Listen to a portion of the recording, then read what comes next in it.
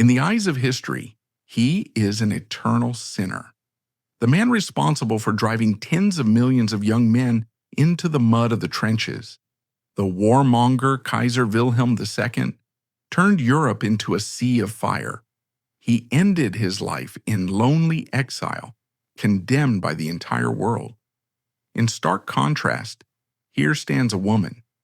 Even amidst the rubble of a collapsing empire, she remained revered as Germany's eternal sweetheart, the Iron Princess who held her head high through 2 world wars and waves of revolution, the most hated father and the most beloved daughter. This single photograph captures the fleeting moment when these 2 contrasting figures shone most brilliantly. This wedding photo, featuring cousins smiling peacefully under the warm sun of Berlin in May 1913, is actually the prelude to a massive tragedy. How did the Festival of Peace, praised by the world, turn into humanity's worst slaughterhouse in just 14 months? And the princess, the sole survivor, what did she witness amidst the ashes of golden carriages and burnt magnificent robes? This is not merely a simple wedding story. This is the poignant story of a survivor clinging to the precipice of a collapsing world and enduring through time. To understand the fall, we must understand the heights from which they fell. Viktoria Luise was born in 1892 at the Marble Palace in Potsdam. She entered a world where the German Empire was the rising titan of Europe. It was an industrial powerhouse, militarily formidable and incredibly proud. At the helm of this titan was her father, Kaiser Wilhelm II. Now, history has not been kind to Wilhelm. He is often remembered as a blustering, insecure warmonger, a man whose personal anxieties destabilized global politics. And much of that is true. But within the walls of the palace, to his only daughter, he was a very different man. Viktoria Luise was the 7th child, born after 6 strapping, boisterous sons. The Kaiser desired a daughter desperately. When she arrived, he was ecstatic. He called her Sissy. She became instantly and permanently the apple of his eye.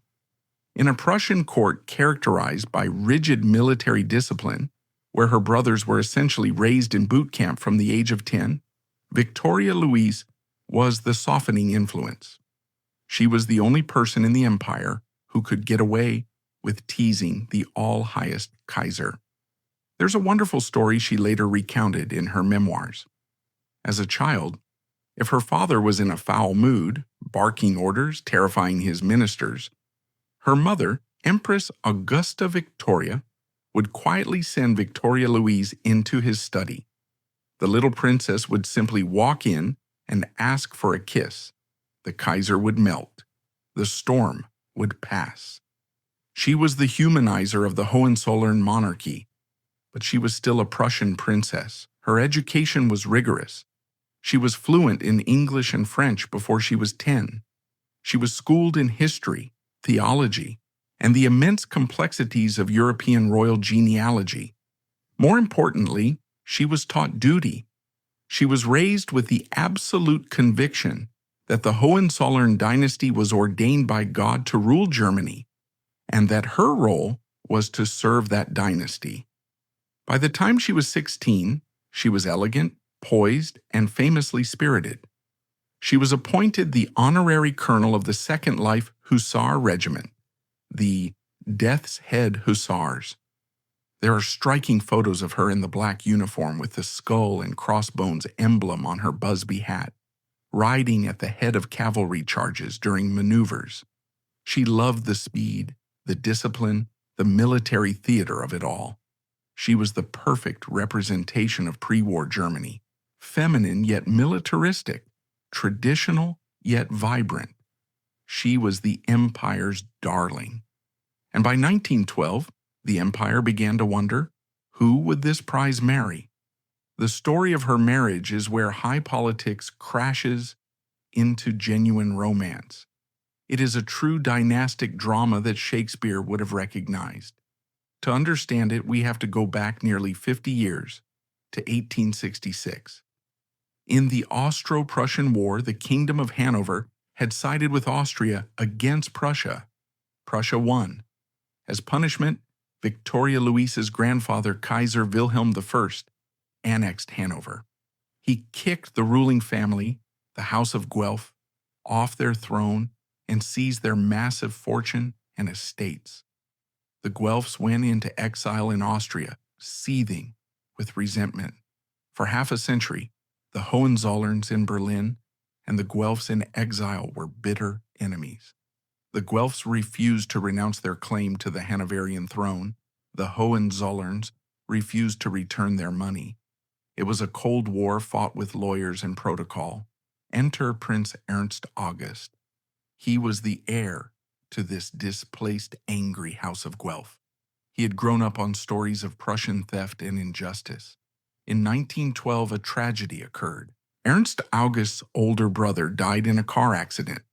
The Kaiser, Wilhelm II, surprisingly sent a very warm, personal telegram of condolence to the exiled family. It was a crack in the ice. In response, the old Duke of Cumberland sent his only remaining son, Ernst August, to Berlin to personally thank the Kaiser. It was meant to be a brief, formal diplomatic courtesy. When Ernst August arrived at the Berlin Palace, he was tall, athletic, and possessed an easy Austrian charm that was very different from the stiff Prussian officers Viktoria Luise was used to. They met at a court dinner. The chemistry was instantaneous. It was palpable.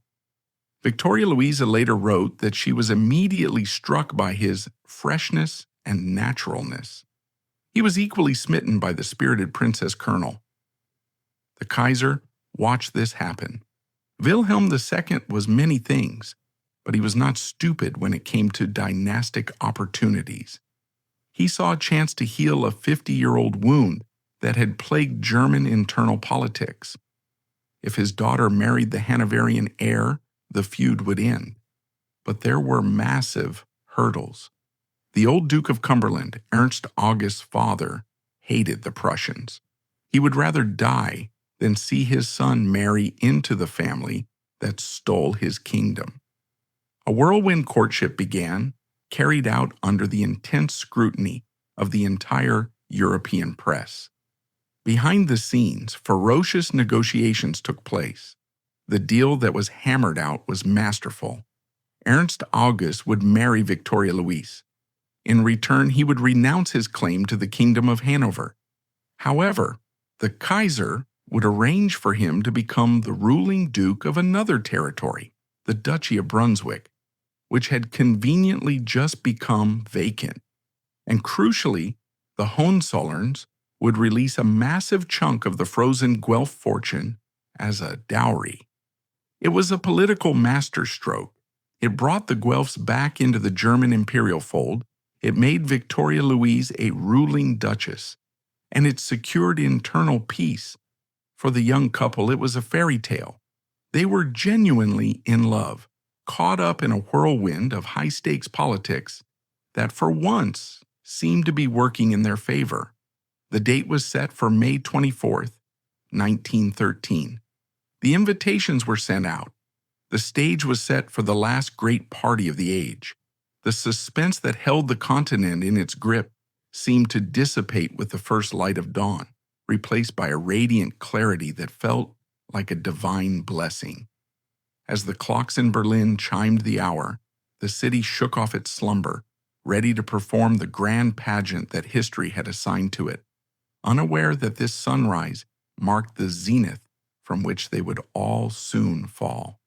The morning of May 24th, 1913, unfolded like a dream sequence scripted by a master dramatist who knew with tragic certainty that the curtain was about to fall. The weather, which had been threatening rain, cleared into a radiant spring day, bathing the gray stone of Berlin in a soft, forgiving light. Inside the royal palace, the air was stifling, heavy with the scent of thousands of cut flowers, and the distinct metallic tang of nervous sweat masked by French cologne. Victoria Luise stood before the full-length mirrors in her private chambers, surrounded by a phalanx of dressers and ladies-in-waiting. She was being transformed from a princess into a political symbol, encased in a wedding gown that was a masterpiece of imperial craftsmanship. The dress was of silver silk brocade, woven in the looms of Silesia, heavy and stiff, designed to reflect the candlelight like armor. Over it lay the priceless lace that had once belonged to her great-grandmother, a tangible thread connecting her to the past. But the crowning glory was the Prussian diamond crown, a small but incredibly potent symbol of the Hohenzollern authority, pinned securely into her hair. As she looked at her reflection, she saw not just a bride, but the embodiment of a truce between two warring houses, the living seal on a contract written in blood and gold. The procession to the royal chapel was a spectacle of medieval grandeur. The entire court, dressed in full gala uniform, moved with the synchronized precision of a clockwork mechanism. At the altar waited Prince Ernst August, looking pale but composed in his uniform, the weight of his own family's expectations resting on his shoulders. When the Kaiser walked his daughter down the aisle, the silence in the chapel was absolute. Observers noted that Wilhelm II, usually so animated and restless, walked with a slow, deliberate heavy-heartedness. This was the man who terrified Europe, the warlord of British propaganda, yet in that moment he was merely a father dreading the empty silence that would soon fill his palace. As he handed Victoria Luise to the Guelph prince, tears were openly streaming down his face, glistening on his waxed mustache. It was a rare crack in the Prussian facade, a moment of raw humanity that unnerved those who witnessed it. The ceremony itself was brief, a traditional Lutheran service that emphasized duty, obedience, and faith. But the true drama was in the pews. To the right of the altar sat King George V of Great Britain and Tsar Nicholas II of Russia. They watched the proceedings with the practiced, inscrutable expressions of men who had spent their entire lives on display. Yet, the symbolism of their presence was screaming to be heard. Here were the leaders of the Triple Entente, Russia and Britain, breaking bread with the leader of the Central Powers. For a few hours, the terrifying logic of the alliance systems was suspended.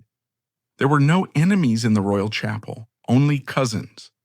The British king stared at the German emperor, and the Russian czar stared at the bride. And for a fleeting moment, the illusion that family ties could prevent the slaughter of millions seemed almost plausible. The festivities culminated that evening in the White Hall of the palace with the Fackeltanz, the torch dance. This was the most archaic and visually arresting of all Prussian court traditions, a ritual that seemed to belong more to the Teutonic Knights than the 20th century. The great hall was cleared, the electric chandeliers dimmed, and the space was illuminated by the flickering, smoky light of pitch torches carried by 18 pages dressed in medieval costumes. The orchestra struck up a slow, solemn polonaise, a rhythmic, stately march that felt more like a funeral dirge than a wedding song. Victoria Luise and Ernst August, followed by the Kaiser and the Empress, and then by the visiting monarchs, began the procession. They walked slowly around the hall, weaving between the lines of torchbearers, the firelight casting long, dancing shadows against the marble walls. The smoke from the torches drifted up to the painted ceiling, creating a haze that made the scene look like something out of a dream or a nightmare. To the modern eye, looking back through the lens of what was to come, the Fackeltanz of 1913 looks like a dance of death. It was a slow, hypnotic spiral of the doomed. There was George V, moving stiffly in the flickering light. There was Nicholas II, looking fragile and ethereal. There was Franz Ferdinand, the heir to Austria, whose chest would soon be shattered by a bullet. They marched round and round, trapped in the ritual, trapped in the rigid protocols of their caste, unable to step out of the line, unable to stop the music. It was the perfect metaphor for the slide into war, a slow, stately, unstoppable procession into the fire. When the music finally stopped and the torches were extinguished, the spell broke.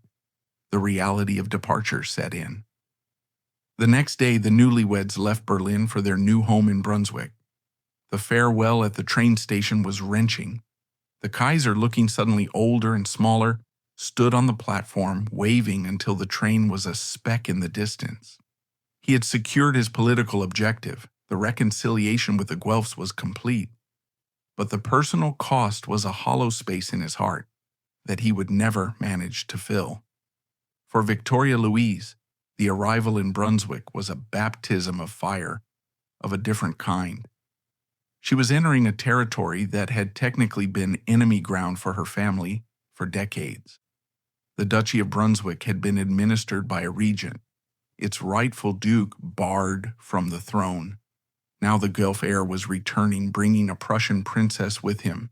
The streets of the medieval city were packed with crowds, but there was an undercurrent of tension. Would they be accepted? Would the old Hanoverian loyalties override the joy of the Restoration? The couple's entry into the city was a triumph. Ernst August, driving the carriage himself with Viktoria Luise beside him, was greeted with a roar of approval that laid any doubts to rest. They were young, they were glamorous, and they represented a new beginning. They took up residence in the Brunswick Palace, a grand but somewhat neglected building that Viktoria Luise immediately set about transforming. She threw herself into her new role with the same energy she had applied to her Hussar regiment.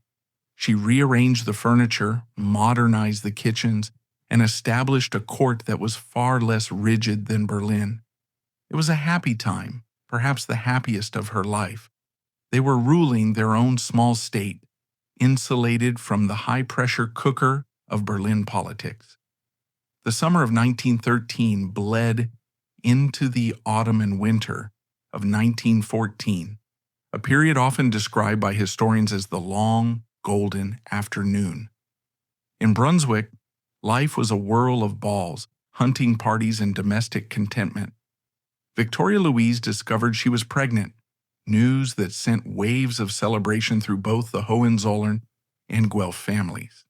A male heir would cement the new dynasty. The Kaiser wrote constantly, sending advice on everything from palace renovations to the diet of expectant mothers. The world seemed to be holding its breath, basking in the success of the peace wedding. But in the chancelleries of Europe, the machinery of destruction was quietly grinding into gear. The naval race had not stopped. The French were extending their military service terms. The Russians were modernizing their railway schedules to mobilize faster.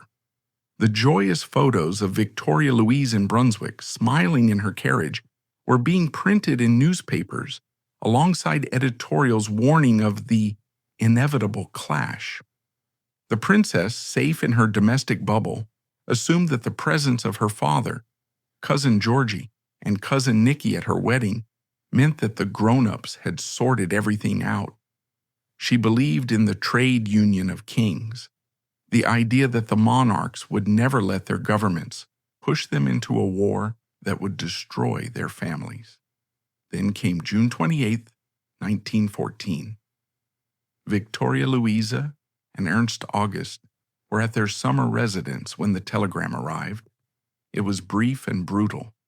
Archduke Franz Ferdinand and his wife Sophie had been assassinated in Sarajevo by a Serbian nationalist. The news hit Viktoria Luise with the force of a physical blow. This wasn't just a political event, it was personal. Franz Ferdinand had been a guest at her wedding just a year ago. She remembered his booming laugh, his distinct mustache, his adoration for his wife, who, because of her lower aristocratic rank, was often snubbed by the strict Vienna court, but had been treated with full honors in Berlin. They were real people, flesh and blood, who had eaten at her table, and now they were dead. In the immediate aftermath, there was shock, but strangely not panic. It was summer. The Kaiser was on his yacht in Norway. The diplomats were on holiday. Most people assumed this would be another Balkan crisis, a flurry of angry notes and perhaps a small punitive expedition by Austria against Serbia, which would then blow over like all the others. Viktoria Luise, heavily pregnant, focused on her health, assuming the storm would pass. But the storm did not pass. Throughout July, the July crisis unfolded with the terrifying slowness of a train wreck in slow motion. Austria delivered an ultimatum to Serbia designed to be rejected. Germany, in a fateful decision known as the blank check, pledged unconditional support to Austria. Russia, seeing itself as the protector of the Slavs, began to mobilize its massive lumbering army. France, bound by treaty to Russia, prepared for war. Britain watched from the sidelines, ambiguous and hesitant, until the violation of Belgian neutrality forced its hand. From the perspective of Brunswick, the collapse of the world order was confusing and terrifying. Viktoria Luise received letters from her father that swung wildly between bellicose confidence and frantic anxiety. One moment he was the supreme warlord, vowing to stand by his ally Austria. The next, he was frantically exchanging telegrams with Nicky in St. Petersburg, begging his cousin to stop the mobilization, signing them, "Your affectionate and afflicted cousin, Willie." It was a desperate personal attempt to use family ties to stop the juggernaut of modern industrial warfare, and it failed completely. The systems, the railway timetables, the mobilization plans, the treaties were stronger than the blood of Queen Victoria. On August 1st, 1914, Germany declared war on Russia. 2 days later, on France. And on August 4th, after German troops crossed into neutral Belgium, Great Britain declared war on Germany. The news of Britain's entry was the final crushing blow for Viktoria Luise. It meant that Cousin Georgie was now the enemy. It meant that the British Navy, the pride of her grandmother's nation, would be blockading her country. It meant that her mother's family, her governesses, her childhood memories of Windsor, all of it was now tainted with treason. The psychological fracture was immense. The Kaiser was apoplectic with rage, ranting about the encirclement and the betrayal by the British, stripping his British Field Marshal baton from his uniform and throwing it across the room. For Viktoria Luise, the tragedy was immediate. Her husband, Duke Ernst August, was a major general in the Prussian army. Within days of the declaration, he was in uniform, preparing to leave for the front. The fairy tale of the Brunswick court evaporated overnight. The servants were drafted. The horses she loved so much were requisitioned for the cavalry. The golden bunting was replaced by the stark, terrifying lists of mobilization orders. The scene of Ernst August's departure was a mirror image of millions of others playing out across Europe, but played out in the gilded halls of a palace. He stood before her in his field-gray uniform, the pistol at his hip no longer ceremonial. She was nearing the end of her pregnancy, heavy and exhausted, clutching his arm, as if she could physically anchor him to the safety of home. They didn't know if they would ever see each other again. The war was supposed to be over by Christmas, the general said. It was to be a quick, sharp shock. But looking into her husband's eyes, Viktoria Luise felt a cold premonition that the world they knew was gone forever. He rode out, and she was left alone. At 21 years old, she was now the regent in all but name, the highest authority in the duchy, while the duke was at war. The silence of the palace was deafening, but there was no time for self-pity. The casualties began to arrive within weeks. The Battle of the Frontiers, the Battle of Tannenberg, the names were etched into the national consciousness in blood. Viktoria Luise transformed. The smiling bride became the war matriarch. She ordered the wings of the palace to be converted into lazarets. The ballrooms where she had danced just months before were now filled with rows of iron cots. The smell of perfume was replaced by the stench of iodine, gangrene, and unwashed bodies. She did not hide in her private apartments. She put on a nurse's uniform, not the ceremonial costume of the hussars, but the practical, starch-stiffened apron of the Red Cross. She walked the wards, holding the hands of dying boys who whispered the names of their mothers.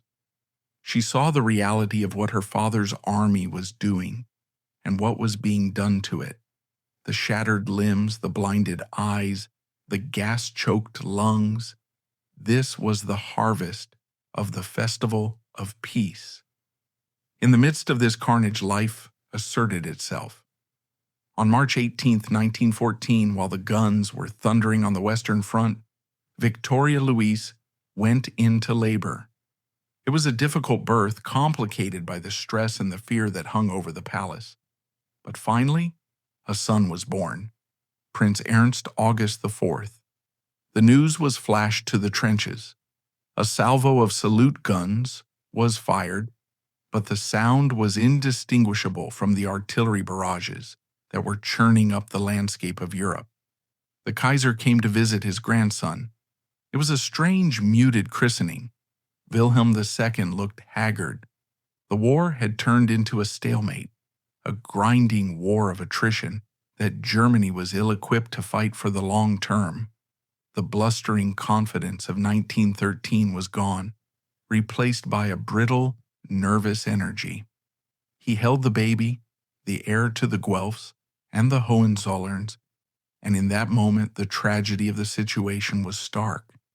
He was holding the future of a dynasty that was fighting for its very survival. He looked at his daughter, the sissy he had adored, and saw the lines of worry etched into her young face. The war had aged them all. As 1915 dawned, the blockade began to bite. Food became scarce. The bread in the palace became darker, filled with sawdust and potato flour. The turnip winter was approaching. Viktoria Luise, raising her infant son in a freezing palace, had to navigate a minefield of duties. She had to be the inspiring leader for the people of Brunswick, the dutiful daughter to the Kaiser, the supportive wife to a husband at the front, and the mother to a child born into a burning world. She also had to deal with the disintegration of her extended family. Communications with her cousins in Russia and England were cut. She heard rumors through neutral channels that Nicky was taking personal command of the army, that Georgie was changing his family name to Windsor to sound less German. The international caste of royalty was cannibalizing itself. She was no longer a European princess. She was a German woman, isolated and besieged. The English books on her shelves, the letters from Grandmama, Queen Victoria, they were now evidence of a connection that was considered treasonous by the frenzied nationalists in Berlin. She had to hide a part of her soul, burying her English heritage deep beneath the Prussian soil. But the war brought something else too, terrifying intimacy with death. The telegrams didn't stop. Cousins, friends, the young men she had danced with at her wedding, they were dying at a rate that defied comprehension. The death's head on her hussar hat was no longer a dashing symbol. It was a literal description of her generation's fate. She visited the front lines, traveling to visit her husband's headquarters, and saw the devastated landscapes of France and Belgium. She saw the mud, the rats, the hollow stares of the soldiers. It was a far cry from the parades of Potsdam. And yet through it all, she endured.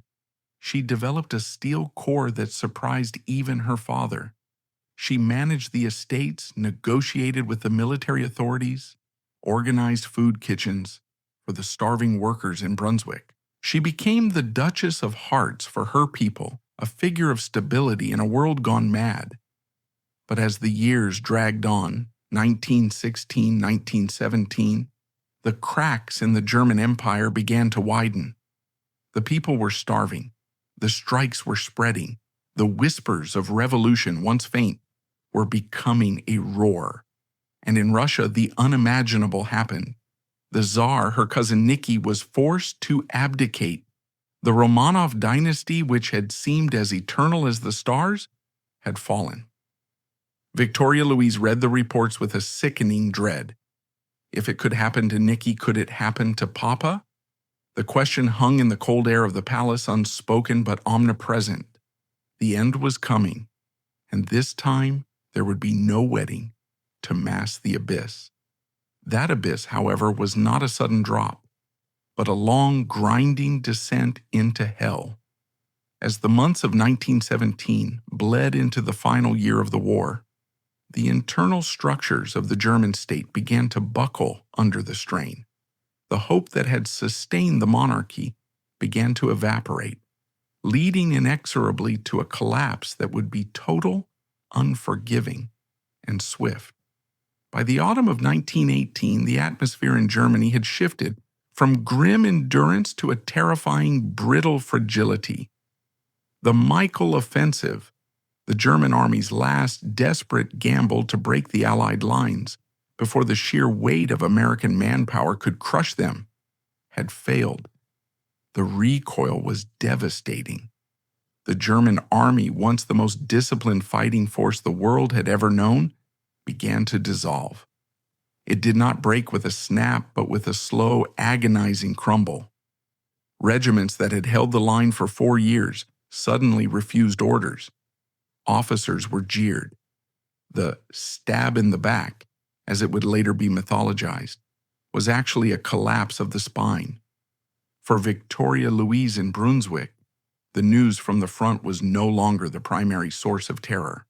The terror was now at home. The Spanish flu was sweeping through the starving cities, killing with a speed that rivaled the machine guns. People were dropping dead in the streets, their bodies blue from lack of oxygen, their lungs filled with fluid. And with the sickness came the specter of Bolshevism. The example of Russia, where her cousin Nicholas II and his family had vanished into the abyss of captivity, hung over the German nobility like a blade. November 1918 arrived not with a whimper, but with a roar. It began in the naval ports of Kiel and Wilhelmshaven, where sailors, ordered to sail out on a suicidal final mission against the British Royal Navy, mutinied. They hoisted red flags. They arrested their officers. And then, like a contagion, the revolution boarded the trains and spread inland. Hanover, Munich, Cologne, the dominoes fell within hours. On November the 8th, the revolution arrived at the gates of the Brunswick Palace. It was a gray, freezing Friday.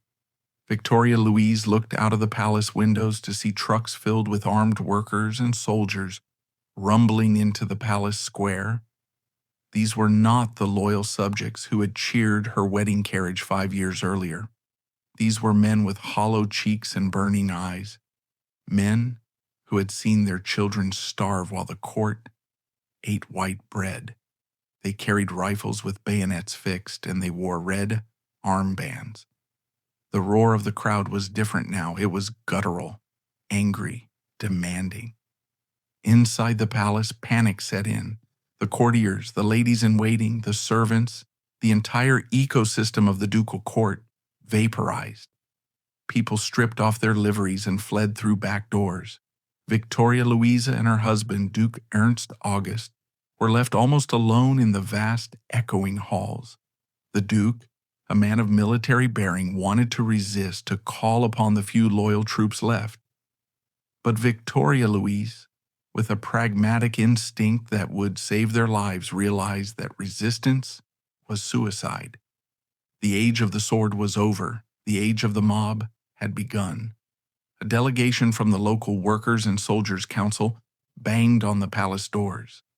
They did not bow. They did not use titles. They demanded the immediate abdication of the Duke and the handover of all government authority. The negotiation was tense, conducted in a smoke-filled room where the centuries-old hierarchy of deference was inverted. The revolutionaries were surprisingly disciplined. There was no looting, no immediate violence, but the threat was implicit. Go, or we cannot guarantee your safety. Ernst August signed the abdication document. With a few strokes of a pen, the Duchy of Brunswick, the prize for which he had traded his birthright to Hanover, was gone. They were now private citizens in a country that seemed determined to eat its own past. The escape from Brunswick was a scene of cinematic tension. They packed what they could into a few cars, jewelry sewn into the linings of coats, family papers, a few changes of clothes. They had to leave behind the art, the silver, the heavy furniture of dynasty. As their convoy wound its way out of the city, navigating through checkpoints manned by revolutionary guards, Viktoria Luise held her children close.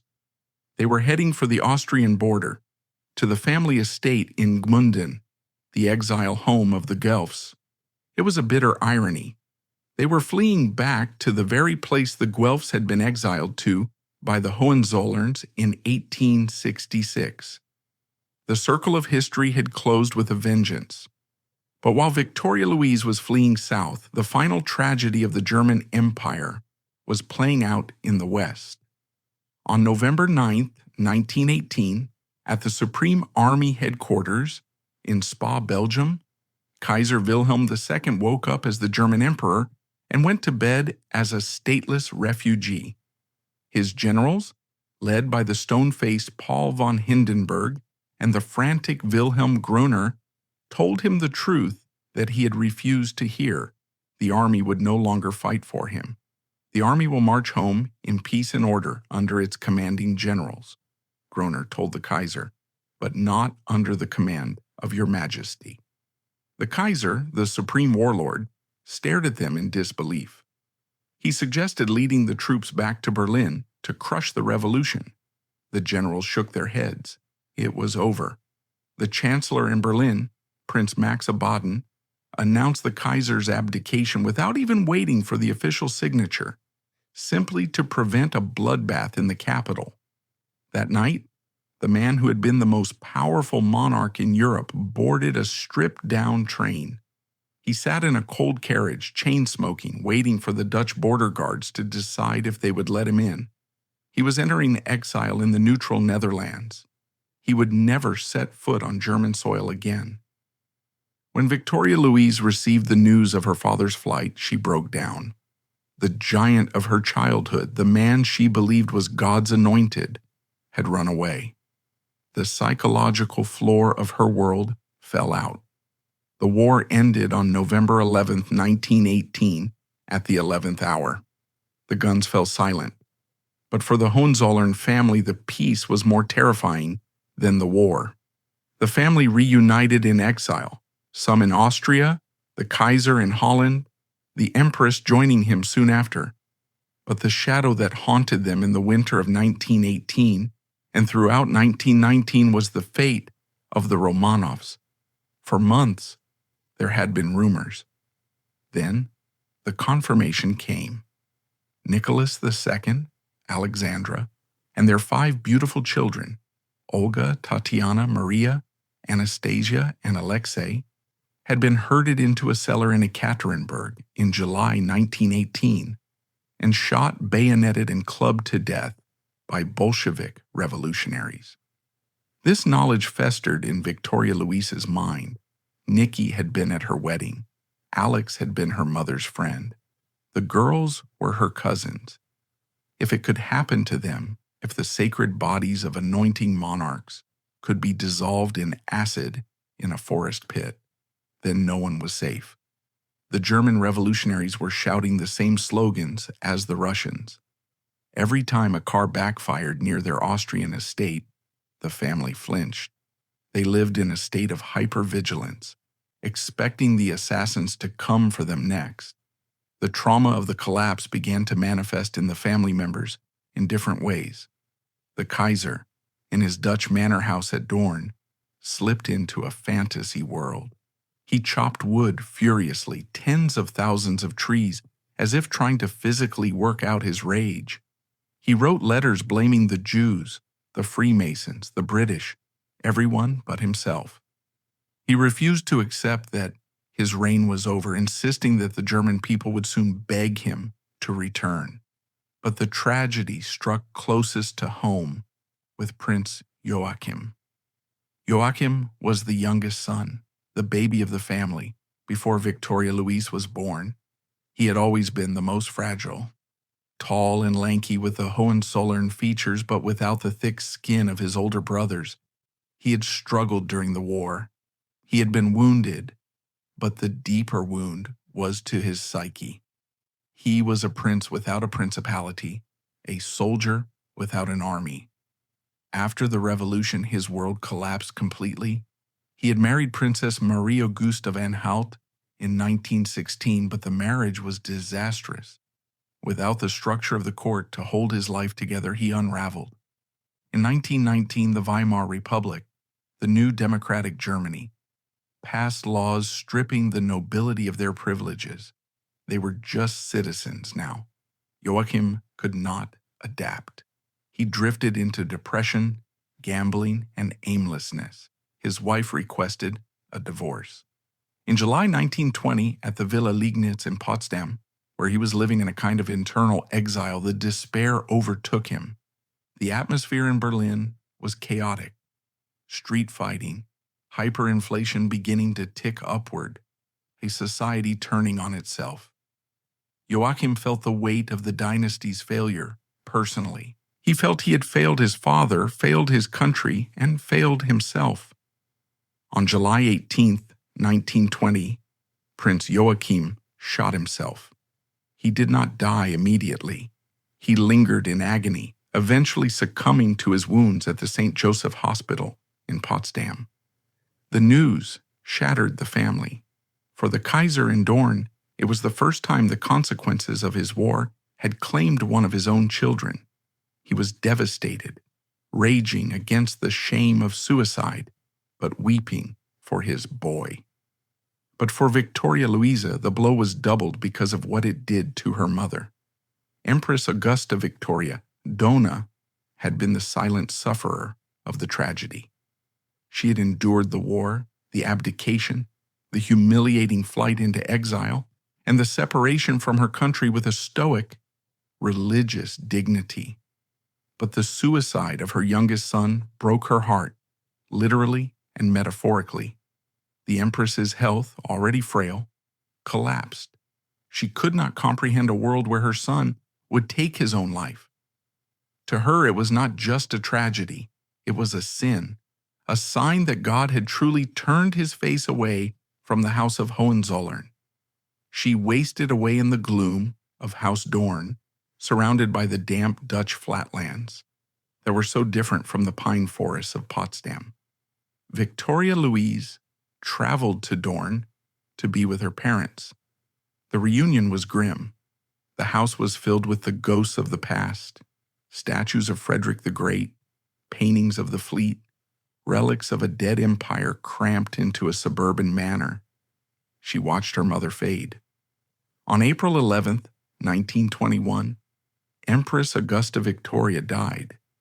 Her funeral was a strange, defiant echo of the past. Since the Kaiser could not enter Germany, he had to accompany his wife's coffin only to the border. There, a strange thing happened. Thousands of Germans, the same people who had supposedly rejected the monarchy, lined the tracks. They stood in silence, hats in hand, as the mother of the country was brought home.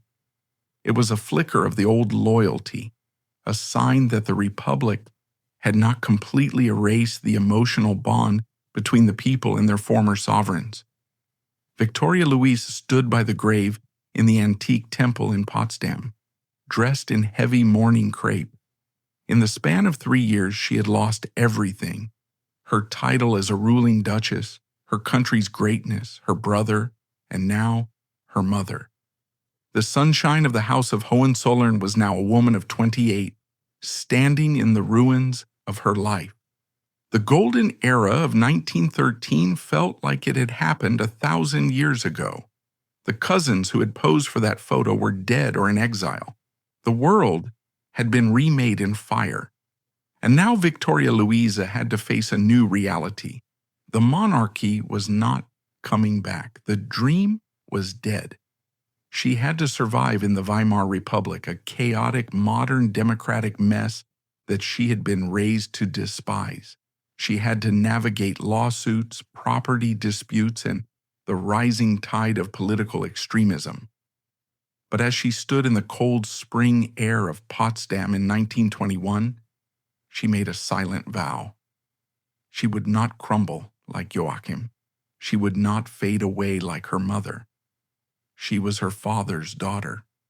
She had the Hohenzollern iron in her blood. She would fight.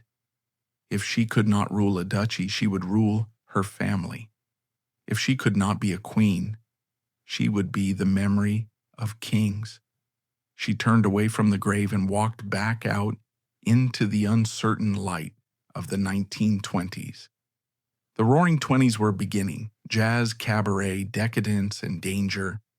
And in the shadows of Munich, a frantic Austrian corporal named Adolf Hitler was beginning to speak to crowds in beer halls, promising to restore the honor that men like her father had lost.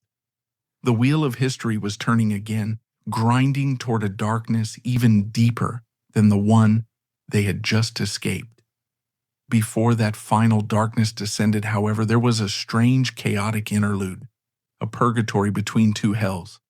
The family, stripped of their crowns but not their pride, had to navigate a decade that would test their resilience in ways the war never had, forcing them to find their footing on the shifting sands of a society that no longer officially recognized their existence.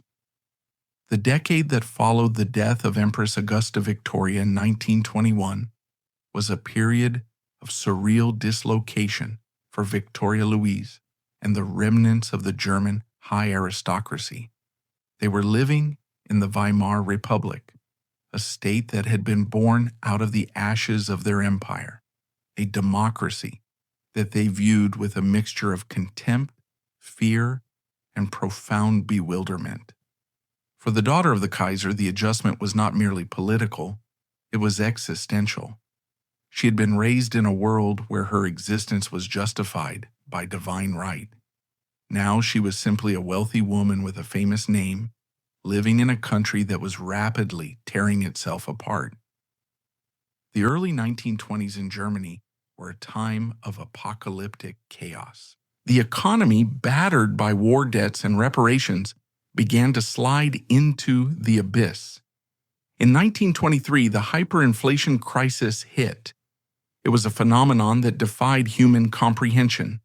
The German mark, the currency that had once been the bedrock of the continent, became worthless paper. People pushed wheelbarrows full of billion-mark notes just to buy a loaf of bread. Savings evaporated overnight. The middle class, the backbone of the old order, was pauperized in the span of weeks.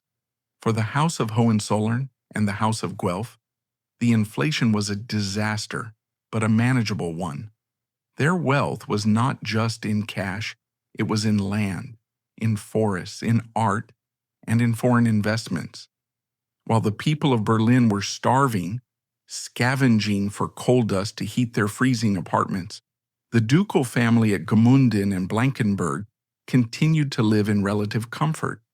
But the contrast was dangerous. The anger in the streets was palpable. The communists were gaining strength, pointing to the castles of the ex-royals as symbols of the inequality that was strangling the nation.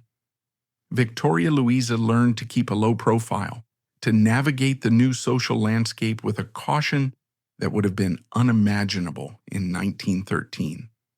It was during these years that the family finally managed to secure their legal standing.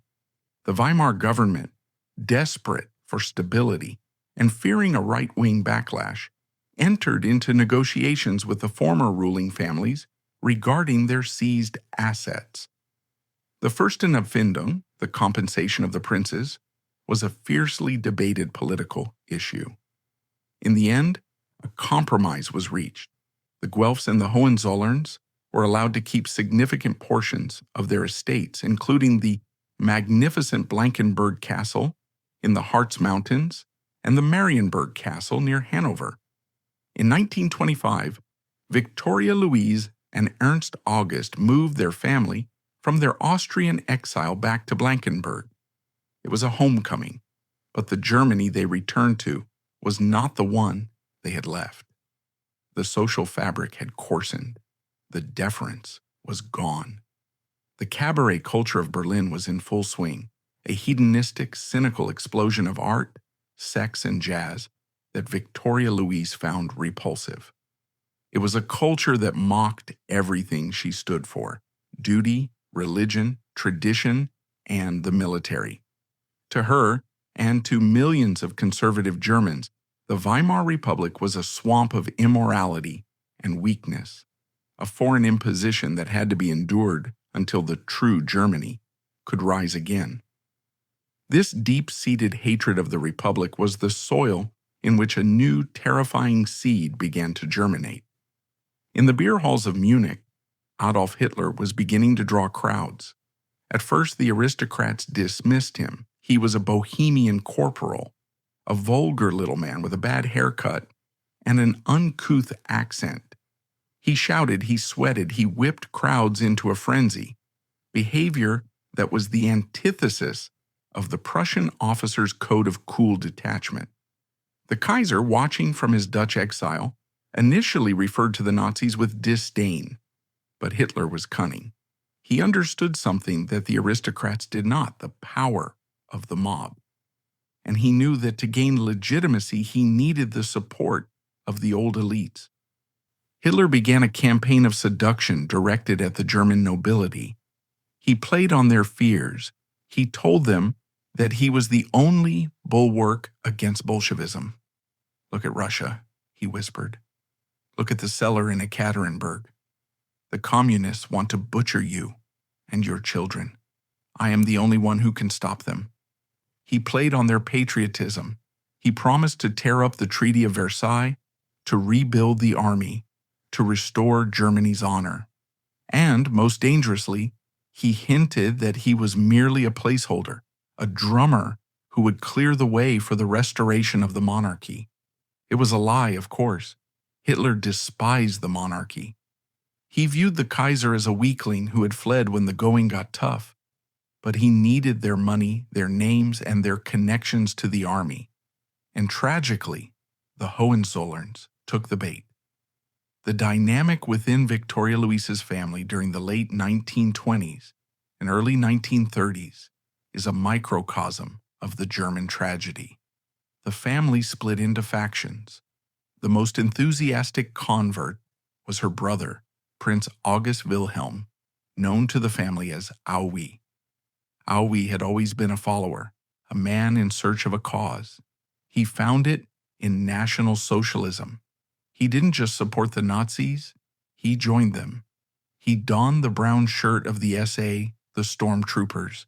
He marched in the streets, gave speeches at rallies, and allowed himself to be used as a trophy by the Nazi propaganda machine. "Look," the poster seemed to say, "even the Kaiser's son is with us."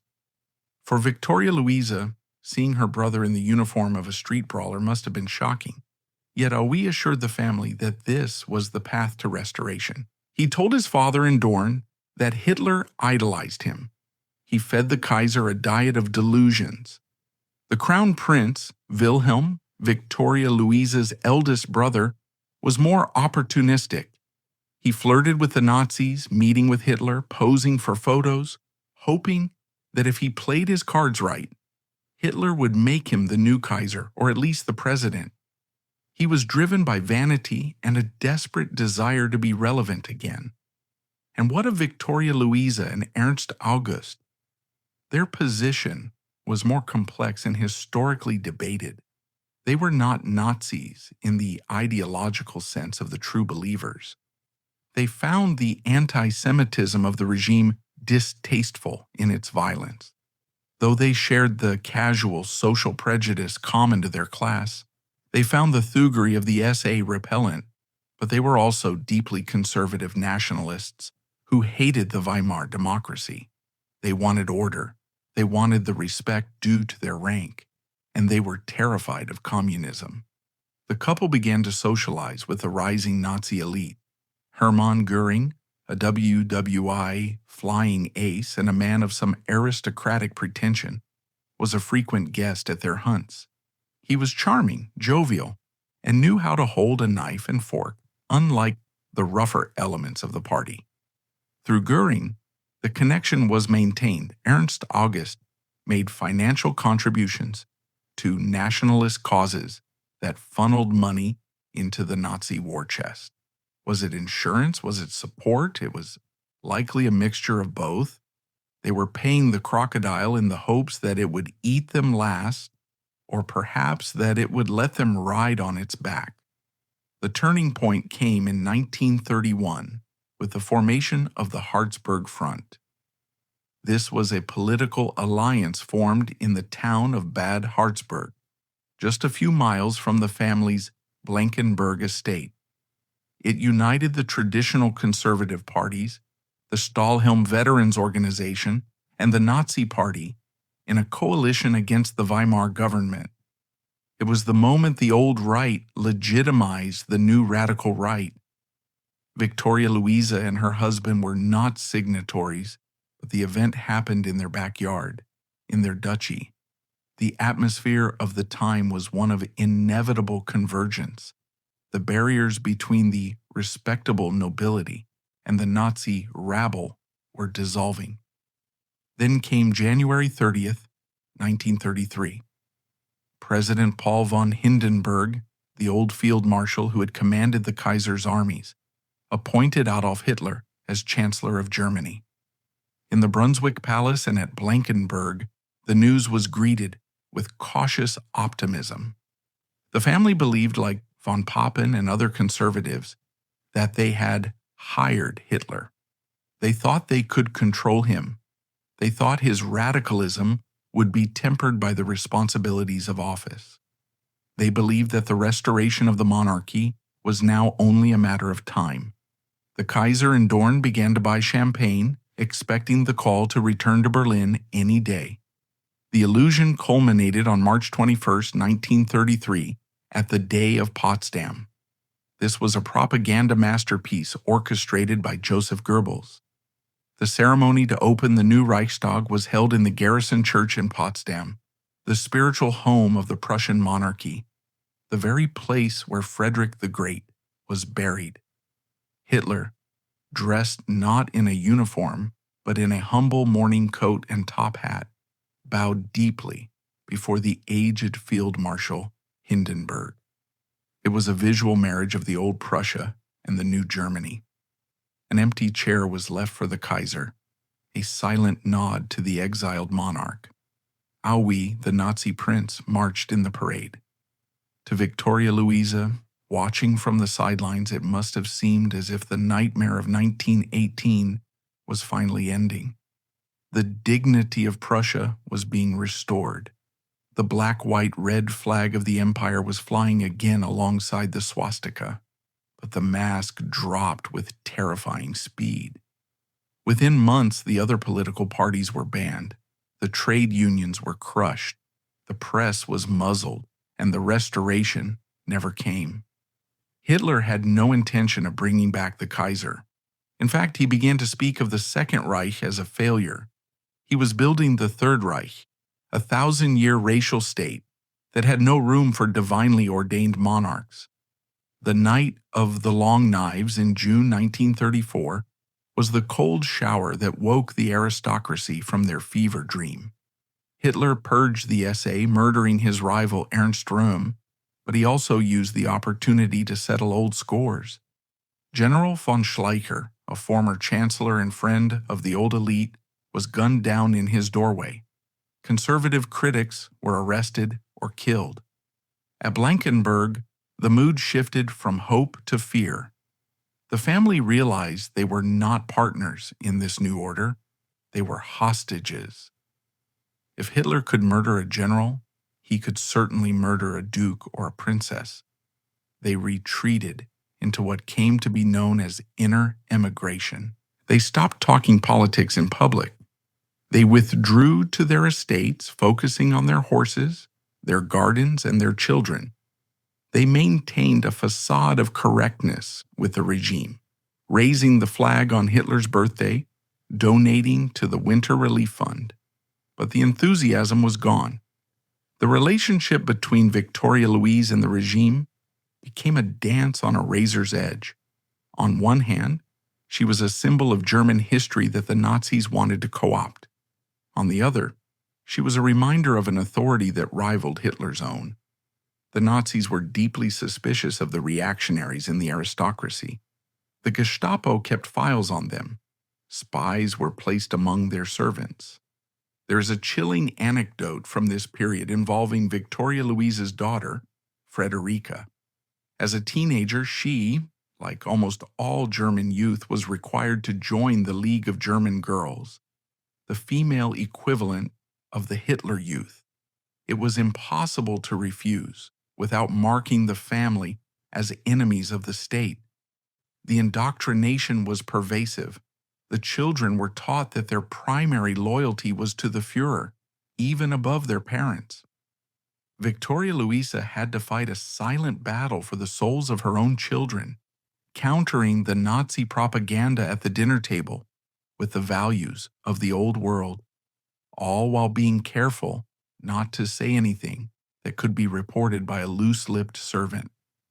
As the 1930s progressed, the drumbeat of war began to sound again. But this was not the patriotic brass band militarism of 1914. This was something darker, more mechanized, more fanatical. The Kaiser, watching from Dorn, grew increasingly horrified by Hitler's foreign policy, even as he occasionally celebrated German victories. When the Nazis instigated the Kristallnacht pogrom in November 1938, burning synagogues and smashing Jewish businesses, the Kaiser was reported to have said for the first time, "I am ashamed to be a German." Viktoria Luise, living in the heart of the Reich, saw the brutality up close. The Jewish families she had known, the bankers and suppliers to the court, disappeared. Some emigrated, others vanished into the concentration camps that were springing up. Did she speak out? There is no record of public protest. Like most of her class, she remained silent, paralyzed by a mixture of fear and the lingering belief that loyalty to the fatherland superseded all else. It is the great moral stain on her generation of nobility. They had the social standing to speak, but they chose survival over conscience. In 1939, the inevitable happened. Germany invaded Poland. Britain and France declared war. For the second time in her life, Viktoria Luise watched as the world plunged into darkness. But this war was different. In 1914, her husband had ridden out to fight for the Kaiser. In 1939, her sons, Ernst August IV, George William, and Christian, were drafted to fight for Adolf Hitler. They were officers in the Wehrmacht, bound by the personal oath of loyalty to the Führer. The irony was bitter. The grandsons of the Kaiser, the heirs to the thrones of Prussia and Hanover, were now cogs in the Nazi war machine. The war years at Blankenberg were a strange purgatory. The castle was far from the front, insulated from the initial fighting, but the anxiety was constant. Viktoria Luise listened to the radio, the official Nazi broadcasts blaring victories, and the forbidden BBC broadcasts listened to in hushed secrecy telling a different story. Then in 1941 came a moment that shook the relationship between the royals and the Nazis to its core. Kaiser Wilhelm II died in Dorn on June 4, 1941. He was 82 years old. He died while German armies were occupying the Netherlands, guarding the gates of his estate. He had lived just long enough to see Paris fall to the Germans, a victory he sent a telegram to Hitler congratulating him on, a final confusing act from a dying man. Hitler wanted to bring the Kaiser's body back to Berlin for a massive state funeral. He wanted to walk behind the coffin claiming the mantle of succession. He wanted to use the old emperor's corpse as a prop to legitimize his own war, but Viktoria Luise and the family refused. They cited the Kaiser's own will. He had stated that he was not to return to Germany until the monarchy was restored. Since there was no restoration, he would be buried in Dorn. Hitler was furious, but he could not force the issue without alienating the monarchists in the army whose skills he needed for the upcoming invasion of Russia. A compromise was reached. A small military funeral would be held in Dorn. A delegation from the Nazi regime, led by the callous Arthur Seyss-Inquart, the Reich Commissioner for the Netherlands, attended, but the family was there in force. Viktoria Luise traveled to occupied Holland to bury her father. It was a surreal scene. German soldiers in Wehrmacht uniforms bearing the swastika stood honor guard around the coffin of the last Kaiser, who lay dressed in his World War I field marshal's uniform. The old generals of the Imperial Army, men like August von Mackensen, showed up in their ancient uniforms, defying Nazi protocol to salute their old master. It was the last gasp of the old Germany, a funeral not just for a man but for the entire concept of honor that he represented, however flawed. Viktoria Luise stood by the grave, watching the earth fall on the man who had called her Sissy. With him went the last link to the world of 1913. She was now the matriarch, the head of the family in spirit, if not in law, and she was returning to a Germany that was about to enter the most horrific phase of its history. The invasion of Russia began weeks later, the War of Annihilation. Her sons were sent to the Eastern Front. The letters began to arrive again, just like in 1914, but now they spoke of cold that froze the engine oil, of partisans, of massacres, of a war that had lost all semblance of humanity. As the tide turned after Stalingrad in 1943, the threat to the family became existential. The Allied bombing campaigns began to pulverize German cities. Hanover, the city of her husband's ancestors, was turned into rubble. The opera house, the palaces, the medieval streets, incinerated in firestorms. And from the east, the Red Army was coming. Viktoria Luise knew what the Soviets did to princes. The fear of 1918 returned, amplified 1,000 times. The Nazi propaganda screamed about victory or Bolshevism, but Viktoria Luise, with her connections and her knowledge of the world, knew the truth. The war was lost. The question was no longer about victory. It was about survival. By late 1944, Blankenberg was filling up with refugees fleeing the east. The castle became a shelter. Aristocratic cousins from Silesia and East Prussia arrived with nothing but the clothes on their backs, telling horrific stories of rape, murder, and burning estates. The Götterdämmerung, the twilight of the gods, was descending. Viktoria Luise began to prepare. She started to pack, not clothes, not furniture, but the history of her house. The letters of Queen Victoria, the jewels of the Empress, the archives of the Guelphs. She knew that if they stayed, they would be killed. If they ran, they would be destitute. But fate had one final cruel twist in store. The Allied powers had already drawn lines on a map in Yalta. Germany was to be divided, and Blankenberg, the home they had fought so hard to keep in the 1920s, the sanctuary where they had ridden out the Nazi storm, was sitting squarely in the zone assigned to the Soviet Union. The race against time had become a race against the apocalypse. As the final winter of the war gave way, The threats on the map transformed into a physical reality that pounded against the ancient walls of their sanctuary. The distance between the safety of the past and the terror of the future was shrinking with every hour. The spring of 1945 did not arrive in the Harz Mountains with the promise of renewal. It arrived with the stench of death and the thunder of the apocalypse.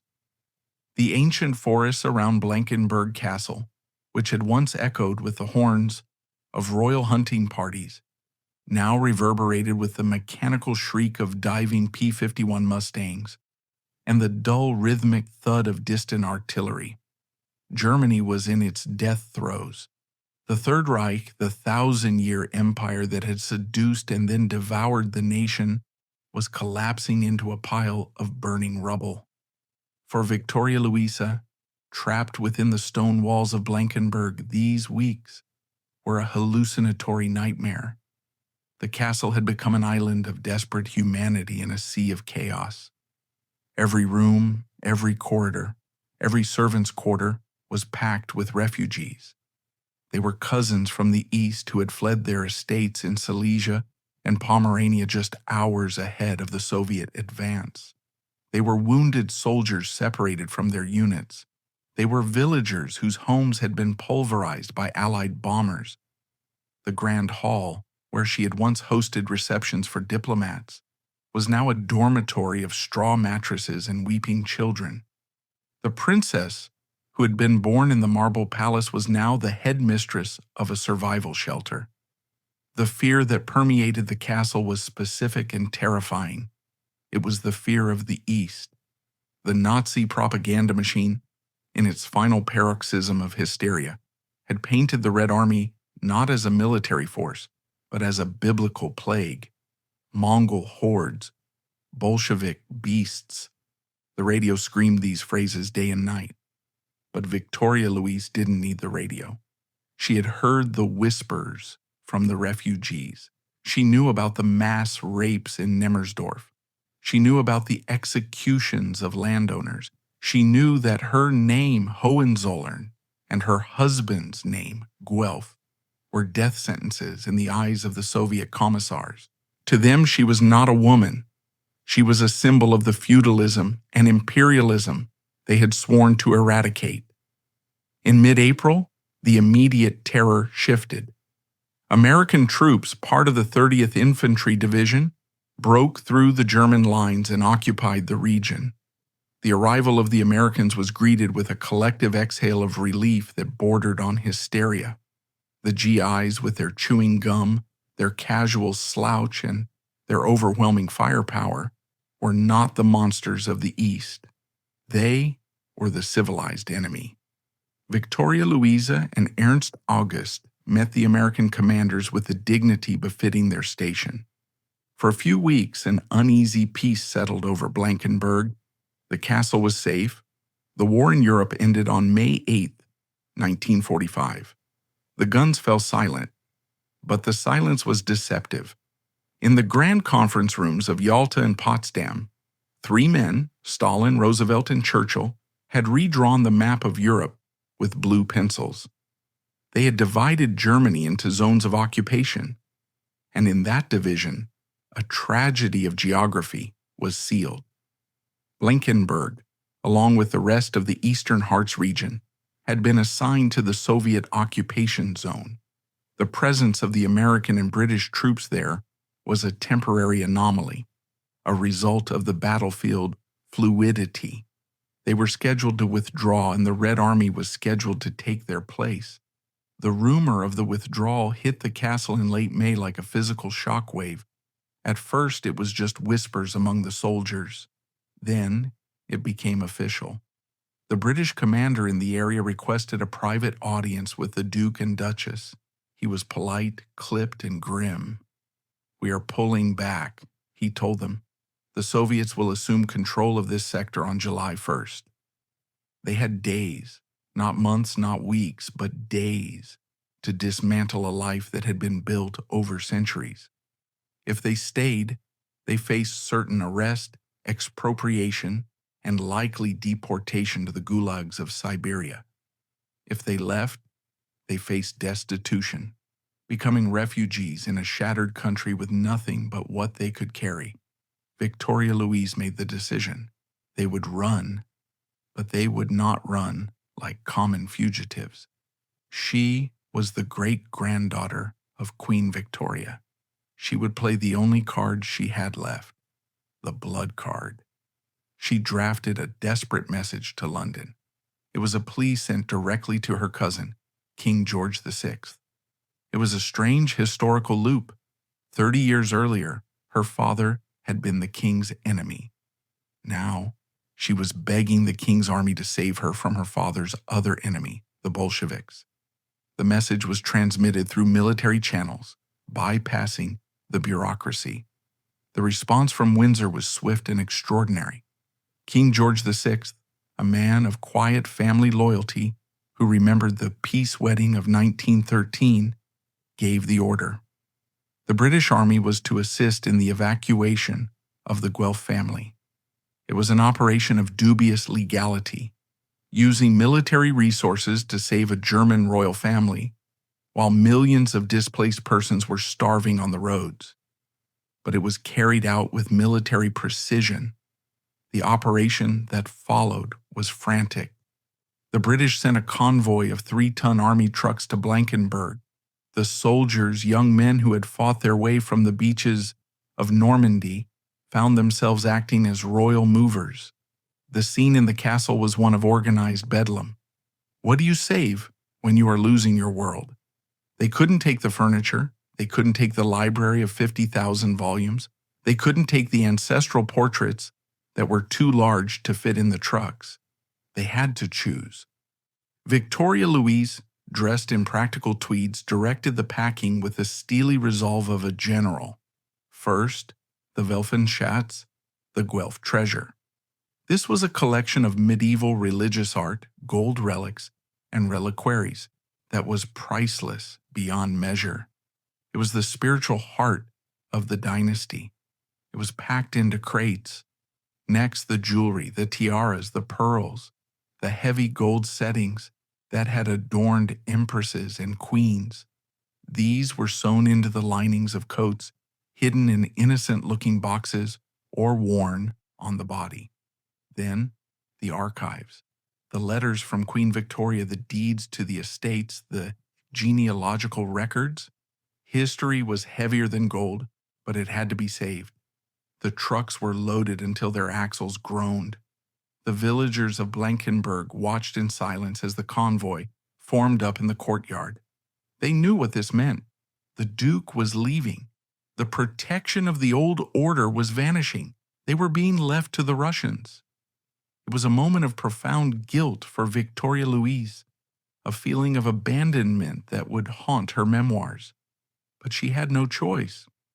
On the morning of the departure, Viktoria Luise walked through the empty rooms of the castle one last time. She touched the cold stone of the fireplace where she had sat with her children. She looked out the window at the gardens she had tended. She was 52 years old, and for the second time in her life, she was being evicted from history.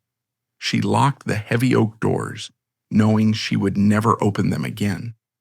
The convoy rolled out, a line of olive-drab trucks weaving through the bomb-cratered roads of the Harz. They were racing the clock. Soviet advance parties were already reported in the area. They had to cross the demarcation line into the British zone before the handover was official. The journey was a descent into the inferno of Year Zero. Germany in 1945 was a lunar landscape. They passed through towns that were nothing but skeletons of brick and twisted iron. They passed columns of refugees, gray-faced and hollow-eyed, pushing handcarts piled with bedding. They passed the emaciated survivors of concentration camps, wandering in dazed groups, wearing striped pajamas that hung on their skeletal frames. The smell of the country was a mixture of unburied bodies, wet ash, and chloride of lime. Viktoria Luise sat in the lead car, her face set like stone. She refused to look away. This was the legacy of the war her generation had allowed to happen. They crossed the border into the British zone just hours before the Soviet barriers went up. The Iron Curtain slammed shut behind them. Blankenberg was gone.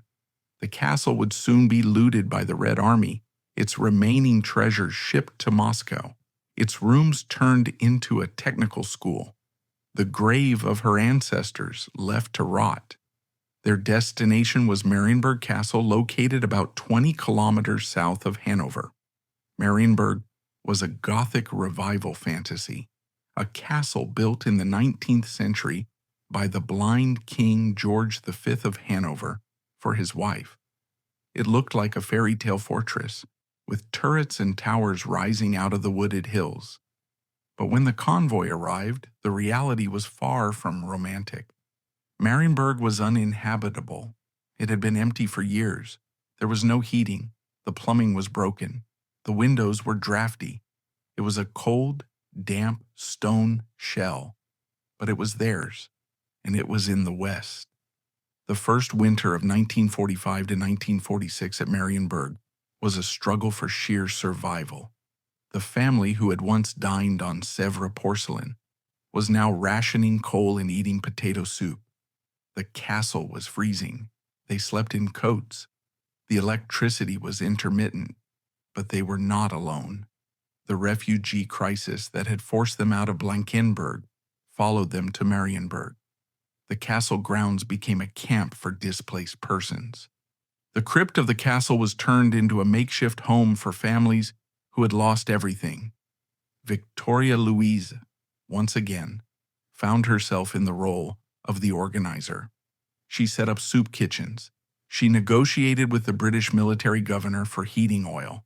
She used her fluent English and her relationship to the British royal family to get favors that were impossible for ordinary Germans to obtain. A truckload of coal here, a permit for a vehicle there. It was a strange twilight existence.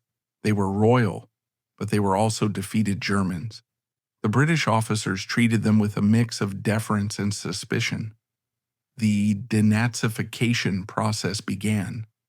Ernst August and Viktoria Luise had to fill out the humiliating Fragebogen detailing their activities during the Third Reich. They had to explain their donations to the SS, their meetings with Göring, their son's service in the Wehrmacht. The tribunals eventually cleared them as followers or exonerated persons, largely because they had never formally joined the party, but the moral stain lingered.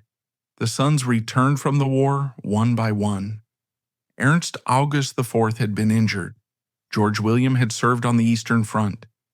They came back to a home that was cold, crowded, and steeped in defeat. Yet even in the ruins, the dynastic instinct survived. Viktoria Luise began to rebuild. She was determined to restore the dignity of the House of Guelph. She reached out to her relatives across Europe. The trade union of kings had been battered, but it was not dead. Packages began to arrive from Sweden, from Denmark, from Britain. Coffee, cigarettes, nylon stockings, chocolate. The currency of survival. The turning point for the family's post-war fortunes came from a surprising direction: Greece. Viktoria Luise's daughter, Frederica, had married Crown Prince Paul of Greece in 1938. The Greek royal family had spent the war in exile, fleeing the Nazis. But in 1946, a referendum in Greece restored the monarchy. Paul and Frederica returned to Athens. In 1947, King George II of Greece died, and Paul became king. Frederica was now Queen of the Hellenes. Suddenly, Viktoria Luise was not just a refugee duchess in a drafty German castle. She was the mother of a reigning queen. The status of the family skyrocketed. It gave them diplomatic immunity, international relevance, and a renewed sense of purpose. Viktoria Luise began to travel again, visiting Athens, attending state functions. Photographs from the late 1940s show her standing beside her daughter, the Queen, looking every inch the Imperial matriarch. It was a vindication. The Hohenzollerns might have lost Germany, but they had planted a seed that was blooming in the Aegean. However, tragedy was waiting in the wings to strike the final blow to her old life. In the early 1950s, the health of her husband, Duke Ernst August, began to fail. The stress of 2 wars, the loss of his estates, the flight from Blankenberg, and the smoking habit of a lifetime had taken their toll. He was the anchor of her life. They had been a partnership for 40 years. He was the calm, steady Guelph to her fiery, impulsive Hohenzollern. On January 30th, 1953, Ernst August died at Marienburg Castle. His death marked the end of an era for Viktoria Luise. She was 60 years old. She had been an emperor's daughter, a ruling duchess, a refugee, and a wife. Now she was a widow. The grief was profound, but it was quickly compounded by a bitter, ugly family conflict that would define her later years. The conflict arose with her eldest son, Ernst August IV. Under the ancient Salic laws of the House of Guelph, the new duke inherited everything. The widow had rights of residence and a stipend, but the power passed to the son. Ernst August IV was a difficult man. He was hardened by the war, resentful of his mother's dominant personality, and determined to be the master of his own house. He clashed with Viktoria Luise over everything: money, the management of the estates, politics, and protocol. He wanted to modernize. She wanted to preserve the imperial traditions. The tension in Marienburg became unbearable. The castle was not big enough for 2 rulers. In 1954, the feud exploded into the public eye. The son effectively evicted the mother. It was a scandal that delighted the German tabloid press. The War of the Guelphs, they called it. The Kaiser's daughter, the beloved grand old lady, was being kicked out of her home by her own son. Viktoria Luise, true to her nature, did not go quietly. She fought back. She rallied public opinion. She used her contacts in the nobility, but the law was on the son's side. In a move that showed her incredible resilience, she decided to leave Marienburg. She would not live as a guest in a house where she had been mistress. She moved to a smaller property provided by the Guelph circle of friends and eventually settled in a dedicated residence in the Herrenhausen district of Hanover. It was a humiliating downsizing, but she turned it into a triumph.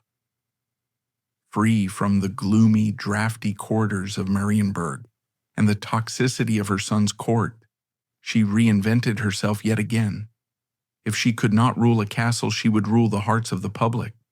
She realized that in the new democratic West Germany, the Bundesrepublik, there was a deep, nostalgic hunger for the good old days. The trauma of the Nazis was so fresh and so horrific that people looked back to the Imperial era through rose-tinted glasses. They forgot the militarism and the stiffness. They remembered the waltzes, the uniforms, the stability. Viktoria Luise became the avatar of that nostalgia. She was the living link to a world before the gas chambers and the fire bombings. She began to appear at charity events, opening flower shows, patronizing orphanages. She was always immaculately dressed, usually in pearls and hats that recalled the Edwardian era. She had a regal bearing that no politician in Bonn could match. When she walked into a room, people stood up, not because they had to, but because she possessed an aura of history that commanded it. She also found a new weapon, the pen. In the quiet of her new home, surrounded by the few photographs and mementos she had saved from Blankenberg, she began to write. She knew that history is written by the victors, but she also knew that memory is shaped by the survivors. She wanted to tell her story, and more importantly, her father's story, before it was buried under the weight of academic condemnation. She wrote about the sissy of Potsdam. She wrote about the kind, misunderstood Kaiser who only wanted peace. She wrote about the romance with Ernst August. She wrote a version of history that was sanitized, romantic, and deeply personal. It was in many ways a myth. She left out the anti-Semitism, the warmongering, the family's complicity with the far right. But it was a myth that the German public was desperate to hear. Her memoirs, published in the ensuing years, became bestsellers. She appeared at book signings, sitting for hours, signing her name with a sweeping flourish of imperial calligraphy for men and women who wept to touch the hand of the Kaiser's daughter. She had become a celebrity. The 1950s and 60s passed. The Berlin Wall went up, dividing the world even more starkly. The Cold War froze the borders. Viktoria Luise watched it all from her comfortable home in Hanover. She saw the economic miracle rebuild Germany from the ashes. She saw the Volkswagen Beetles replace the tanks on the roads. She remained a fixture in the Royalty Watcher magazines. She attended the weddings of her grandchildren. She was the formidable grandmother in the background of the photos of the Greek royal family, the Spanish royal family, and the Hanoverian clan. But beneath the public smile and the busy schedule of a society doyenne, there was a deep solitude. She was the last one left. Her brothers were all dead. Aui the Nazi, Fritz the soldier, Adalbert the sailor. They were all gone. Her husband was gone. Her cousins, the great kings and emperors of 1913, were dust. She was a walking anachronism, a woman who carried a 19th century soul in a 20th century body. She had outlived her era, her empire, and her enemies. As she entered her 80s, the pace slowed. The body that had once ridden at the head of the Death's Head Hussars became frail, but the mind remained sharp and the pride remained unbroken. She spent her days answering letters, thousands of them, from monarchists, from historians, from ordinary people. She never used a secretary for the personal ones. She wrote them by hand, fulfilling the duty she had been taught in the nursery at Potsdam. A Hohenzollern serves. But the final curtain was approaching. The story that had begun with the roar of cannons in 1892 was winding down to the quiet ticking of a clock in a Hanoverian suburb. The world had moved on. The punk rockers were starting to play in the garages of Berlin. The computers were humming in the universities. The moon landing had happened. And yet, in her dreams, Viktoria Luise surely walked again in the gardens of Sanssouci, unbombed and green.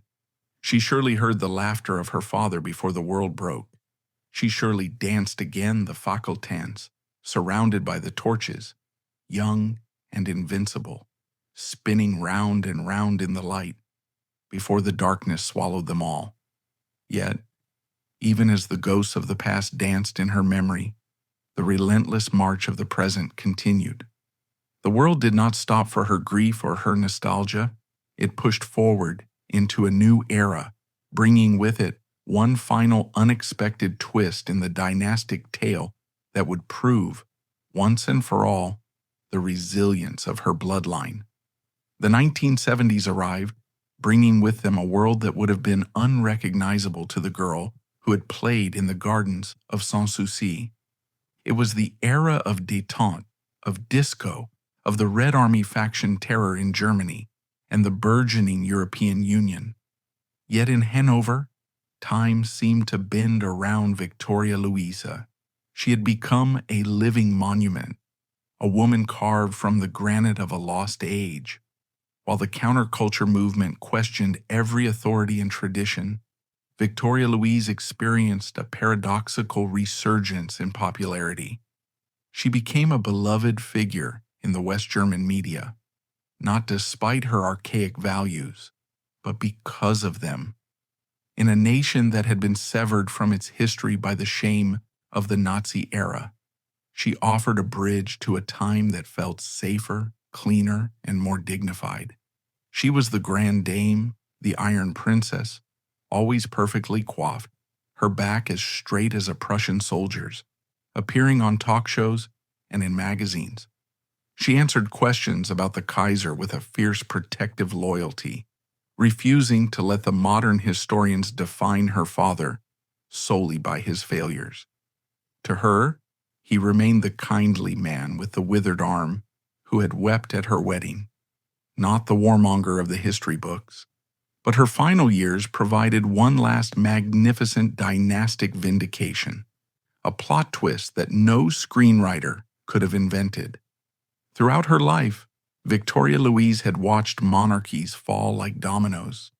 She had seen the Romanovs murdered, the Habsburgs exiled, the Hohenzollerns deposed, and the Savoys of Italy ousted. The trend of the 20th century was undeniably Republican. Kings were becoming obsolete, replaced by presidents and prime ministers. However, in 1975, the tide turned in a way that must have filled her heart with a fierce, vindictive joy. In Spain, the dictator Francisco Franco died.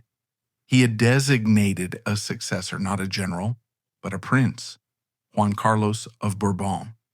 And Juan Carlos's wife was none other than Sophia of Greece, Viktoria Luise's own granddaughter, the daughter of her daughter, Frederica. On November 22, 1975, Juan Carlos was proclaimed King of Spain. Sophia became queen. Viktoria Luise, the daughter of the fallen Kaiser, lived to see her own flesh and blood mount a Bourbon throne that had been empty for 40 years. It was a restoration. It was proof in her eyes that the divine right of kings was not dead, merely sleeping. The resilience of the trade union of kings had triumphed over the chaos of the century. She had lost her own crown, but she had lived to see her granddaughter wear one. The circle that had been broken in 1918 was, in a strange, sun-drenched way in Madrid, repaired. By the late 1970s, Viktoria Luise was moving toward her 90th year. She lived in a comfortable, though not palatial apartment in the Friederikenstift in Hanover, cared for by a small circle of loyal aides. She remained lucid, her sharp blue eyes undimmed, though her body was finally yielding to the passage of time. She spent her days surrounded by photographs, black and white images of men with handlebar mustaches and women in corsets, ghosts who were now more real to her than the nurses who brought her tea. She often spoke of the past, but rarely with bitterness anymore. The anger of the exile years, the terror of the flight from Blankenberg, the feud with her son, these things seemed to fade. What remained was the memory of the light, the sunshine of Potsdam, the smell of the sea on the Imperial yacht, the sound of the horses' hooves on the cobblestones of Berlin. In the autumn of 1980, her health began to decline rapidly. She was admitted to the Henriettenstift Hospital in Hanover. The news of her illness was broadcast across Germany. Flowers flooded in, not just from royalty, but from ordinary Germans, from coal miners in the Ruhr and shopkeepers in Bavaria, people who felt that with her passing, they were losing the last grandmother of the nation. The end came on December 11th, 1980. It was a cold, gray winter day, much like the day the revolution had come to Brunswick 62 years earlier. But this time, there was no violence, only silence.